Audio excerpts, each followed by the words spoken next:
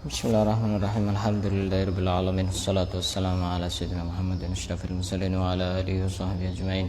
Subhanaka la ilma lana illa ma 'allamtana innaka antal alimul hakim. Qala rabbi shrah li sadri wa yassir li amri wahlul 'uqdatam min lisani yafqahu qawli. Nawaitu ta'alluma wa ta'lima li fadita wa istifadah wa tadhakkur wa tadhkir wa nafa' wal intifa' wal hasal tamasuk bi kitabillah wa sunnati rasulih wa du'a ila al huda wa dalalah ala al khair ibtigha'a mardatihi wa qurbihi wa thawabihi subhanahu wa ta'ala. Qala al-musannif rahimahullahu ta'ala wa nafa'ana bihi wa bi ulumihi wa amadana bi asrarihi fid dharin amin. Akan kita lanjutkan membaca kitab Wasailul Usul ila Syama'ilir Rasul yang dikarang oleh Asy-Syaikh Yusuf bin Ismail An-Nabhani. Pada pembahasan sebelumnya kita sudah membahas tentang bergaulnya Rasulullah dengan istri-istrinya, akhlak Rasulullah dengan istri-istrinya pada bab yang fasal yang kedua. Dan sekarang kita memasuki fasal yang ketiga. Al-faslu tsalis fi sifati amanatihi sallallahu alaihi wasallam wa sidqihi.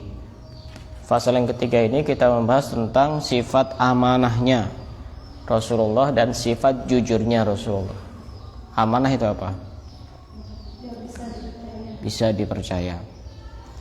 Karena Rasulullah sallallahu alaihi wasallam amanan nas. Rasulullah itu adalah orang yang paling punya sifat amanah. Maksudnya orang yang paling amanah, yang nomor satu itu ya Rasulullah. Orang yang paling bisa dipercaya pemimpinnya itu ya Rasulullah. Kalau kita melihat ada banyak orang yang bisa dipercaya, maka ketahuilah bahwa sumbernya adalah Rasulullah. Kalau kita melihat ada banyak orang yang amanahnya tinggi, amanahnya bagus, maka yang pertama kali muncul mengawali adalah Rasulullah, tidak ada yang lain. Wa asdaqahum lahjatan mundukana. Rasulullah itu adalah orang yang paling jujur ucapannya semenjak beliau lahir.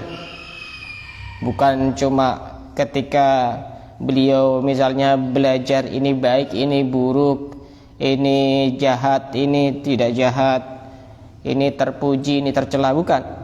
Tapi semenjak beliau lahir sampai seterusnya, beliau adalah orang yang paling jujur dalam ucapannya, baik kepada temannya maupun kepada musuhnya, semuanya tidak pandang bulu.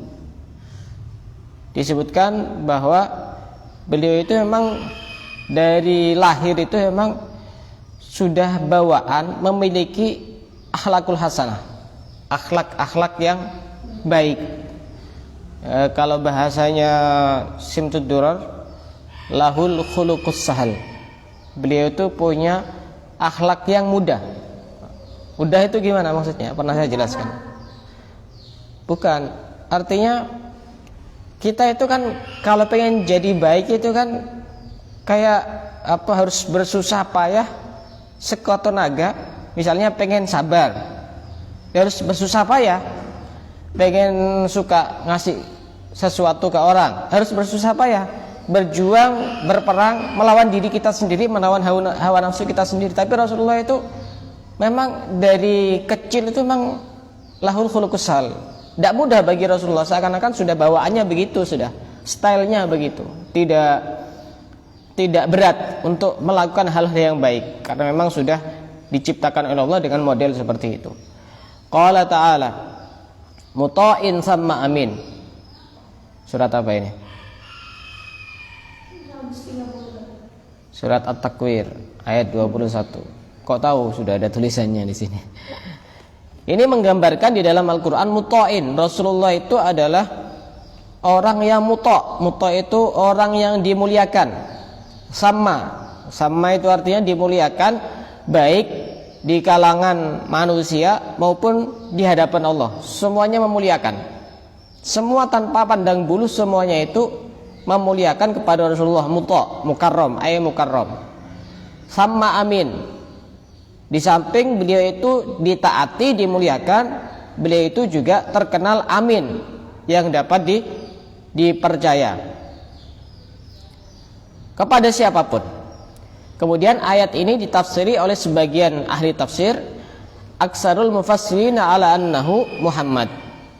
Yang dimaksud mutta'in sama amin ini di dalam ayat ini, kebanyakan ahli tafsir mengatakan bahwa yang dimaksud adalah Nabi Muhammad. Walaupun sebagian ahli tafsir yang lain yang mengatakan bahwa yang dimaksud mutta'in sama amin ini adalah malaikat Jibril. Tapi pendapat yang paling kuat, mutta'in sama amin ini yang dimaksud adalah Nabi Muhammad. Wa kanat tusammihi Quraisyun qabla nubuwatihi al-amin. Orang-orang Quraisy, suku Quraisy, sebelum Rasulullah ini diangkat menjadi nabi, menjadi rasul, memang sudah mempunyai julukan yang sangat terkenal, al-amin, sebelum jadi nabi. Jadi kadang orang itu hebat itu sudah ada tanda-tandanya. Kalau Rasulullah itu memang dari lahir sampai seterusnya itu lurus terus. Kan ada orang yang perjalanan hidupnya itu kan dari rusak, dari tidak bagus tiba-tiba taubat jadi bagus. Tapi Rasulullah itu bahkan sebelum kenabian, sebelum beliau diangkat menjadi nabi, itu beliau sudah mendapatkan julukan Al-Amin. Itu semua orang Quraisy itu mengatakan julukan itu, Al-Amin. Sosok laki-laki yang bisa dipercaya. Sebagian ulama, ada namanya Ibnu Ishaq, beliau mendefinisikan, mengartikan Al-Amin itu adalah ma jama'allahu lahu minal akhlaqis sholihah, yaitu orang yang mengumpulkan akhlak-akhlak yang baik, itu disebut Al-Amin. Jadi lebih umum lagi. Kalau Al-Amin yang lebih khusus kan urusan dipercaya. Tapi ini sebagian ulama namanya Ibnu Ishaq, itu beliau berpendapat bahwa yang disebut Al-Amin itu adalah orang yang mengumpulkan akhlak-akhlak yang terpuji, akhlak-akhlak yang baik, akhlak-akhlak yang mulia, itu disebut Al-Amin. Kita lihat betapa Rasulullah itu adalah orang yang benar-benar Al-Amin. Dalam satu cerita di sini disebutkan, walamakhtalafu inda bina'il Ka'bah fi man yad'ul hajar hakamu awwalad dakhilin alaihim. Dulu itu ada perselisihan tentang siapa orang yang berhak meletakkan Hajar Aswad. Jadi bangunan Ka'bah itu sudah ada sejak zaman dahulu sebelum Rasulullah. Dibangun oleh siapa? Nabi Ibrahim dan Nabi Ismail. Setelah itu direnovasi, direhab ulang karena bangunannya mungkin butuh diperbarui. Singkat cerita, waktu itu terjadi banjir sehingga banyak yang rusak bangunannya. Tidak sama seperti sekarang ya. Terus juga pernah terjadi kebakaran sehingga harus dibangun ulang. Pada saat itu mereka semua itu sepakat semacam iuran atau urunan begitu, kita mengumpulkan harta masing-masing dari harta yang halal. Semua itu sepakat bahu-membahu bekerja keras untuk membangun Ka'bah dari awal. Tidak ada yang berselisih. Cuma ketika sudah hampir selesai, giliran urusan meletakkan Hajar Aswad. Hajar Aswad itu batu yang berasal dari surga. Itu ceritanya Nabi Adam itu biar kerinduannya kepada surga itu terobati, akhirnya dikasih oleh-oleh dengan batu yang namanya Hajar Aswad. Hajar Aswad itu artinya batu yang hitam. Tapi sebenarnya Hajar Aswad itu awalnya putih. Diambil dari surga itu awalnya putih. Tapi karena sering diusap oleh tangan-tangan yang banyak dosanya, akhirnya semakin hari semakin menghitam. Sehingga sekarang lebih terkenal dengan nama Hajar Aswad. Padahal itu asalnya itu putih. Dan Hajar Aswad itu termasuk salah satu ritual orang yang melakukan ibadah haji atau umroh. Itu termasuk hal yang sunnah untuk mengusap Hajar Aswad, hal yang sunnah. Tapi hal yang sunnah itu jangan sampai mengalahkan hal yang wajib. Hal yang wajib apa? Kalau orang tawaf mengelilingi Ka'bah itu kan sunnah untuk mengusap Hajar Aswad. Sedangkan kondisi sekarang orang haji atau umrah itu jamaahnya membludak sehingga harus desek-desekan, rebutan, bisa jadi sikut-sikutan, bisa jadi nyakiti orang.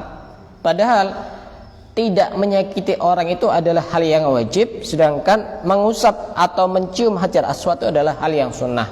Jangan sampai dengan menyakiti orang kemudian dia mati-matian untuk melakukan hal yang sunnah, padahal itu dosa nyakiti orang.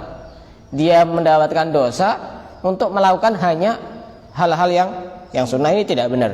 Lebih baik di dalam mazhab Syafi'i pun itu boleh dengan isyarat. Jadi begini tangannya, terus diusap jarak jauh begitu, itu tidak ada masalah, daripada merasa bangga cerita ke orang tapi juga di sisi yang lain dia nyakiti orang, nyikut sini nyikut sana, desek orang, sampai ada mungkin bisa jadi nginjak-nginjak orang, ada sebagian ada yang terinjak-injak sampai mati. Ini kan juga tidak bisa dibenarkan.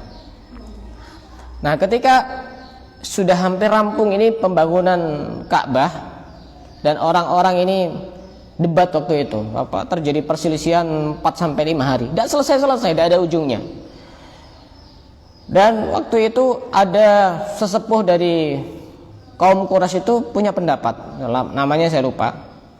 Begini saja, ini memang yang disepuhkan di kalangan suku Quraisy.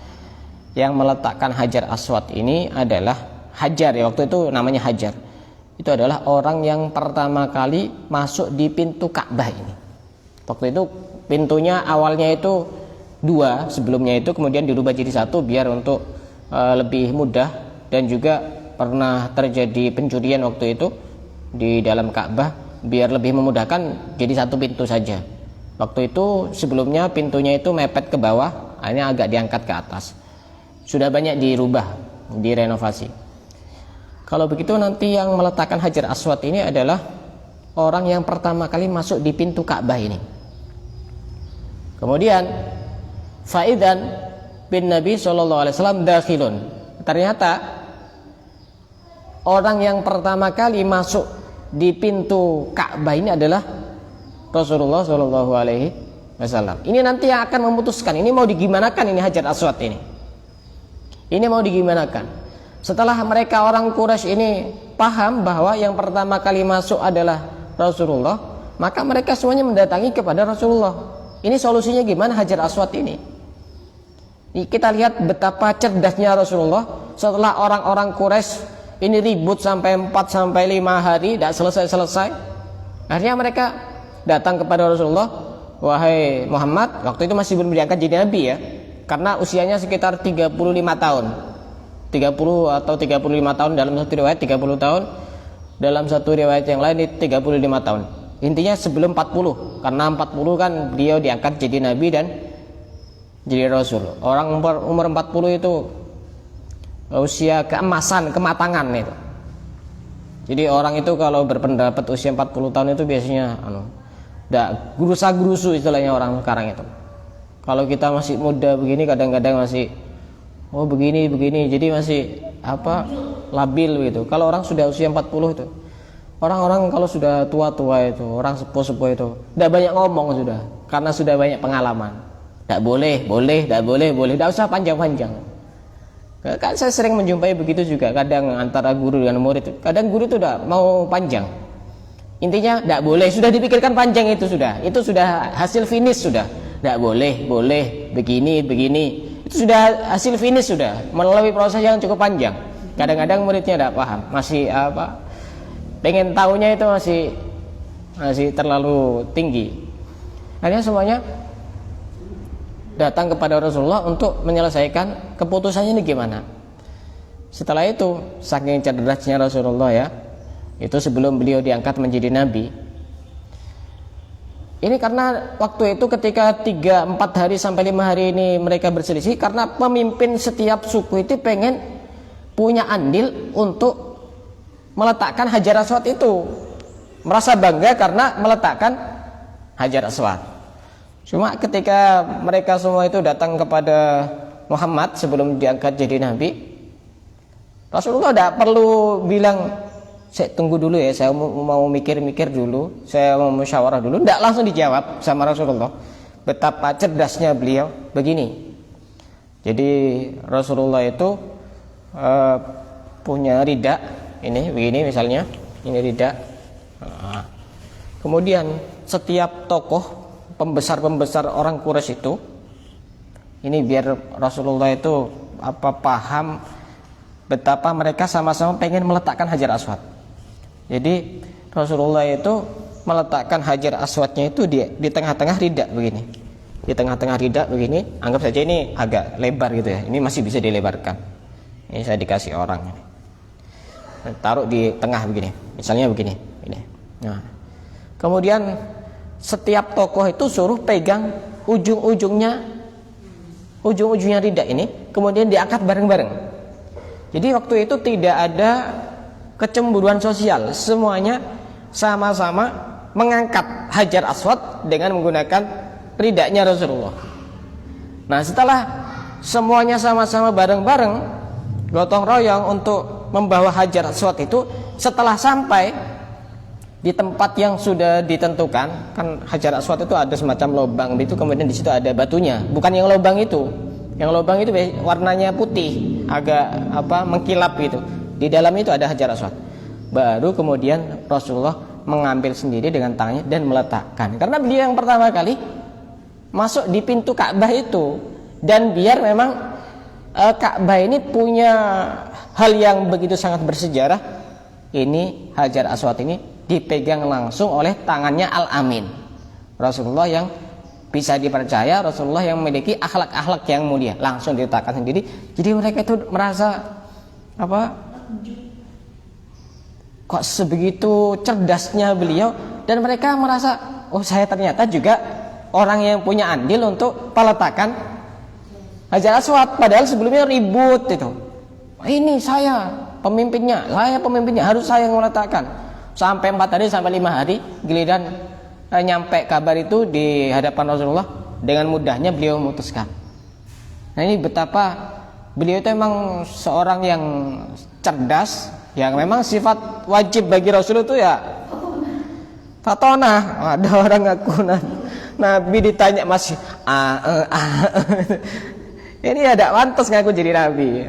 Sering kita lihat di TV-TV itu orang ngaku jadi Nabi, diwawancarai masih mikirnya itu tidak pantas ngaku jadi Nabi. Nah, ini kemudian setelah Rasulullah itu dikasih kesempatan untuk memutuskan masalah ini, ternyata mereka semua orang Quraisy itu karena sudah melihat bahwa Rasulullah itu mendapatkan julukan Al-Amin jauh hari sebelumnya, maka mereka orang Quraisy itu berkata, faqalu hadza Muhammadun Al-Amin qad radina bihi. Ini adalah Muhammad yang punya sifat Al-Amin, yang bisa dipercaya, kami semuanya ridho. Nah, coba bayangkan bagusnya mereka itu. Setelah ini dipegang keputusannya oleh Muhammad yang waktu itu masih belum jadi nabi, mereka orang Quraisy itu mengatakan hadza Muhammadun Al-Amin qad radina bihi. Kami semuanya ridho.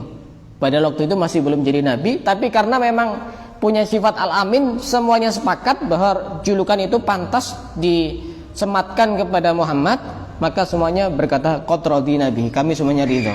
Sallallahu alaihi wasallam. Nah, kemudian waktu itu Rasulullah berkata kepada orang-orang Quraisy, wallahi inni la aminun fis sama aminun fil ardi. Demi Allah, sesungguhnya aku ini adalah orang yang amin, orang yang bisa dipercaya baik di langit maupun di bumi. Rasulullah memuji kepada dirinya sendiri dengan bersumpah wallahi. Dan seperti ini dikatakan oleh ulama, boleh memuji dirinya sendiri jika memang dibutuhkan. Misalnya untuk meyakinkan orang, bukan murni untuk memuji dirinya sendiri tanpa ada keperluan. Itu boleh saja. Seperti yang dicontohkan Rasulullah, pernah beliau berkata, wallahi inni la aminun fis sama aminun fil ardi. Demi Allah, sesungguhnya, setelah demi Allah masih inni. Kalau dalam istilah ilmu nahwu itu kan taukid ya. Sudah demi Allah, itu sudah kuat, itu sudah demi Allah. Sudah ingin menunjukkan betapa ini adalah ucapan yang serius kepada orang lain. Ditambahi lagi, ini sesungguhnya aku masih ditambahi la aminun. Ini kan juga taukid. Jadi ada 3 taukid untuk meyakinkan orang betapa Rasulullah memang benar-benar al-amin. Bukan cuma al-amin fil ardi, tapi juga al-amin di sama. Sama seperti ayat tentang rizki. Innallaha huwar razzaq. Inna ini ada taukid. Sesungguhnya Allah, mestinya kan tidak usah huwa. Innallaha ar-razzaq. Sesungguhnya Allah adalah zat yang maha memberi rezeki. Tapi di situ innallaha huwa. Sesungguhnya Allah, ya Allah. Untuk meyakinkan juga, huwa itu ya arti kembalinya kepada Allah. Padahal Allah sudah jelas. Karena banyak orang yang punya keyakinan, saya dapat rezeki dari pekerjaan, saya dapat rezeki dari toko, saya dapat rezeki dari dari sebuah instansi, dari sebuah lembaga, dari sebuah sekolah, dari sebuah perguruan tinggi, dari orang lain. Padahal sebenarnya kunci yang sebenarnya ngasih rezeki itu adalah Allah, begitu. Itu hanya contoh saja. Jadi boleh-boleh saja memuji dirinya sendiri jika memang dibutuhkan. Misalnya orang tidak percaya tapi untuk keperluan-keperluan yang baik, bukan tidak ada modus untuk sombong, tidak ada niatan untuk sombong. Wa warada anna Aba Jahlin qala lin-nabiy sallallahu alaihi wasallam illa inna la nukadzibuka wa ma anta fina bimukadzabin walakin nukadzibu bima ji'ta bih. Abu Jahal itu pernah berkata kepada Nabi Muhammad, sesungguhnya kami tidak pernah mendustakanmu. Artinya Abu Jahal itu mengakui bahwa Rasulullah itu adalah orang yang jujur. Kamu itu bukan seorang pembohong. Tapi yang didustakan oleh Abu Jahal ini adalah nukadzibu bima ji'ta bih. Tapi yang kami dustakan itu adalah apa yang kamu bawa dari wahyu, dari risalah, dari apa-apa yang dari Allah Subhanahu wa taala. Disebutkan dalam surat Al-An'am ayat 33, fa innahum la yukadzibunaka walakinnadz zalimina biayatillahi yajhadun. Sesungguhnya mereka itu tidak mendustakanmu wahai Muhammad, akan tetapi mereka orang-orang yang zalim itu orang-orang yang menentang terhadap ayat Allah. Jadi wahyu yang dibawa oleh Rasulullah itu yang didustakan oleh Abu Jahal. Jadi semuanya itu tidak ada yang meyakini bahwa Rasulullah itu pendusta. Sebagaimana dalam satu riwayat Maulid Diba dijelaskan, man nadhara fi wajhihi alima annahu laisa biwajhin kadzdzab. Barang siapa yang melihat wajahnya Nabi Muhammad, maka orang itu pasti akan mengatakan bahwa di dalam wajahnya Nabi Muhammad itu tidak ada wajah pendusta. Semua orang itu pertama kali melihat pun bisa ngomong seperti itu. Waqila innal Akhnasa ibni Syarik laqiya Aba Jahlin yauma Badrin faqala lahu ya Abal Hakam laisa huna ghairi wa ghairuka yasma'u kalamana tukhbiruni an Muhammad shadiqun am kadhibun.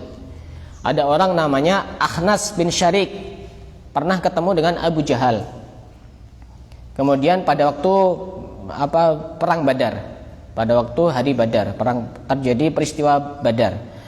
Kemudian ditanya, wahai Abu Jahal, ini kan cuma ada aku dengan kamu, tidak ada yang mendengar siapapun. Coba kamu cerita tentang Muhammad. Apakah Muhammad itu shadiqun am kadzibun? Apakah Muhammad itu orang yang jujur atau orang yang bohong? Apa kata Abu Jahal? Coba kita belajar dari. Jadi Abu Jahal juga di satu sisi jujur juga, tapi ada maunya,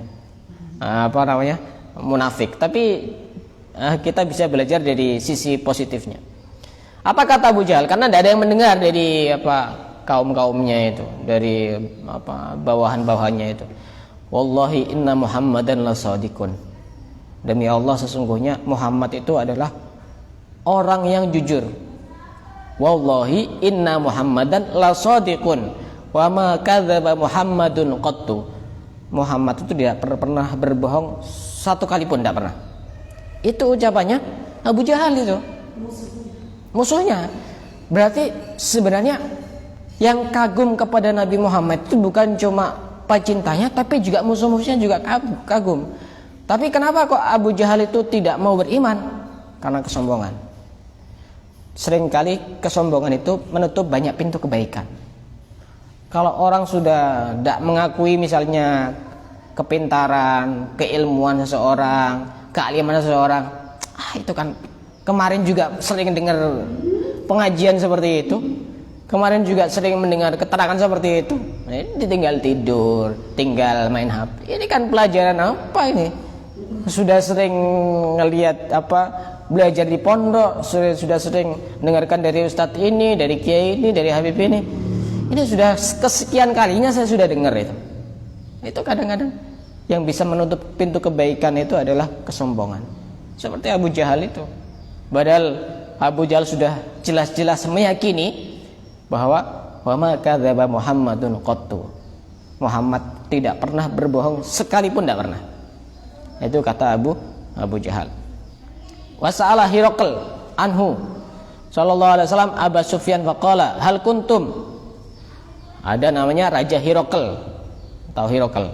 Hiraql itu semacam julukan raja yang menjadi pemimpin di Romawi.